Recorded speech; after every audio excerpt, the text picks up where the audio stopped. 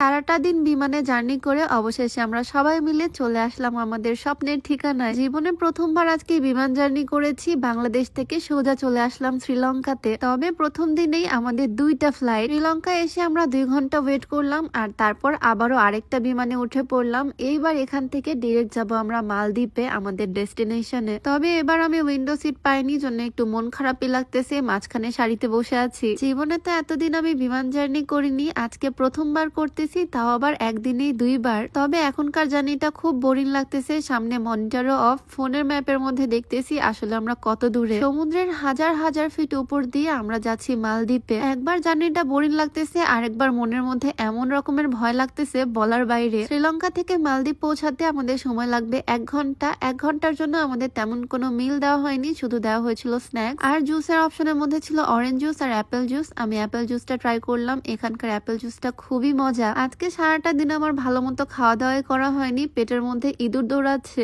এই জুস খেয়ে এখন পেটটাকে ঠান্ডা করতে হবে, কি আর করার। 1 ঘন্টা প্লেন জার্নি করার পর আমরা মালদ্বীপে চলে আসলাম। এখন আবার মালদ্বীপের ইমিগ্রেশন শেষ করতে হবে, তারপরে এখান থেকে আমরা যাব আমাদের হোটেলে। সেই ভোরবেলা উঠছি আজকে, আর তারপর থেকে একের পর এক জার্নি। অবস্থা একদম 12টা বেজে যাচ্ছে। ছোটবেলা শুনতাম জার্নি করলে নাকি মানুষজন শুকিয়ে যায়, এবার তো মনে হচ্ছে আমার 5 কেজি ওজন কমে যাবে। যাই হোক, মজা করতেছি। তবে একটা সিরিয়াস বিষয় বলি, ওজন কমাতে চাইলে এই হার্বাল স্লিমিং টি খেতে হবে, যেটা ওজন তো কমাবেই, সাথে গ্যাস্ট্রিকের সমস্যাটাও দূর করবে। এইটা বিউটি বাই লিম থেকে পাবা। পেজটা ডেসক্রিপশনে দিয়ে দিব, নাম্বারটাও স্ক্রিনে দিয়ে দেওয়া থাকবে। বাই দ্য ওয়ে, এয়ারপোর্টে আসার পর আমাদের ইমিগ্রেশন শেষ হলো, আর তারপর আমরা লাগেজটা রিসিভ করে নিলাম। আমরা এই ফার্স্ট টাইম দেশের বাইরে আসলাম। ইমিগ্রেশনে অনেক রকমের প্রশ্নই জিজ্ঞেস করলো, আমরা হানিমুনে আসলাম কিনা, আমরা টোটাল কতজন, কত টাকা নিয়ে আসছি, আর আমাদের হোটেল বুকিংও দেখাতে হয়েছে। সবকিছু কমপ্লিট। এখন আমাদের এয়ারপোর্ট থেকে বের হওয়ার পালা। বাট একটা জিনিস না হলে তো আমরা চলতেই পারবো না, সেটা হচ্ছে ইন্টারনেট। বাংলাদেশি সিম তো এখানে কাজ করবে না, তাই এখানে মালদ্বীপের একটা সিম কিনে নিলাম। তবে সিমের দাম দেখে তো আমার মাথায় ঘুরে যাচ্ছে।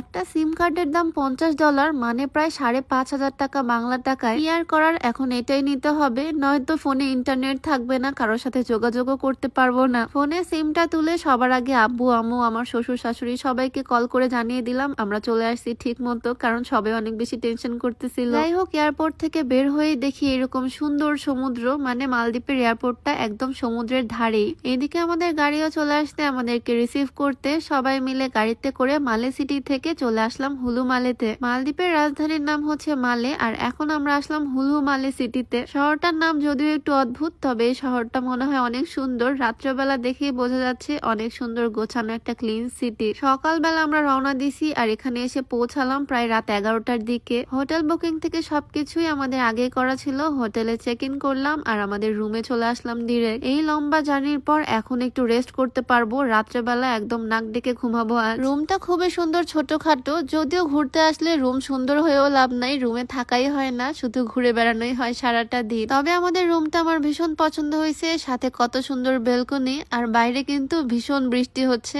আমরা মালে সিটিতে আসছি, তারপর থেকে দেখতেছি বৃষ্টি। এই হুলু মালেতে এসেও বৃষ্টি পেলাম। কালকে সকালে ইনশাল্লাহ পুরো শহরটা ঘুরে দেখবো এই শহরটা আসলে কেমন। একটা মজার বিষয় দেখো, রুমে এসি চলতেছে, বাট টেম্পারেচার কত সেটা আমি বুঝতে পারতেছি না। মালদ্বীপের ভাষায় হয়তো এখানে লেখা। যাই হোক, আলহামদুলিল্লাহ আমরা সেফলি মালদ্বীপে পৌঁছে গেলাম। কোথায় কোথায় ঘুরলাম সেগুলো সব নেক্সট ভিডিওতে শেয়ার করে দিব। সবাই ভালো থাকো। আজকে এই পর্যন্তই। সবাইকে আল্লাহ হাফেজ। আসসালামু আলাইকুম।